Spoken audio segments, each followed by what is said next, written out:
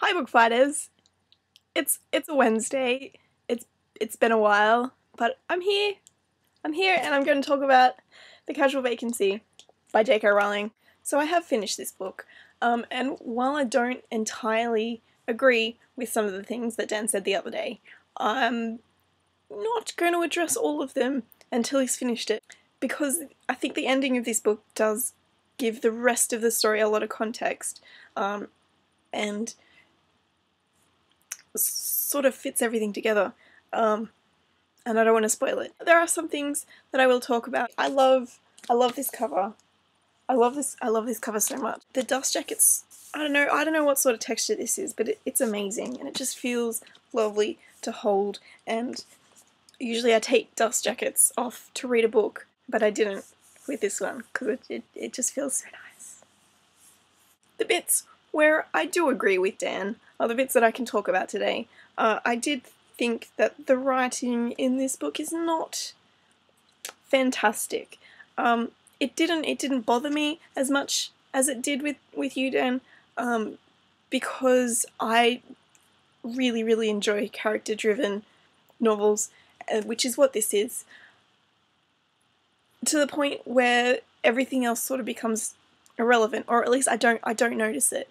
But there are some really awkward sentences that just go on for paragraphs.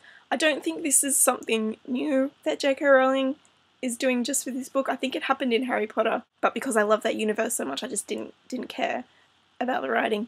I didn't really care about the story until the last couple of chapters when shit starts to go down. The story, like I said before, is the ending is just crucial to the entire rest of it. I wasn't bored. It was hard to get into at times. I disliked all of the characters. Literally everyone in this book is awful and selfish. And at times that added to, that sort of made it a bit fascinating, but it's also really hard to read a lot of characters who are just constantly awful to each other.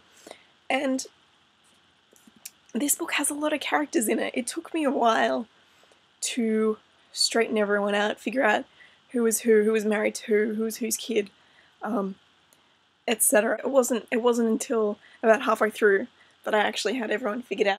And at times I really wish there was like an appendix or something at the back that would just set out everyone's relationship to everyone else. I didn't actually like the book until I finished it, because it brought out in me a very intense emotional reaction, and anything that can do that has my thumbs up, which is easy to get because I emotionally react to a lot of things fictional. It's not that hard to do, but I do enjoy it when it happens. I want to talk about Fats, who, of all the awful characters, is probably the most awful. I just really hated every second of him in the entire book. Most of the other characters have moments where I feel slightly sympathetic towards them. Not Fats, not once. He's just everything that is wrong with young people. He thinks the world revolves around him. He thinks he's got it figured out. He's really mean. He's not nice to other people.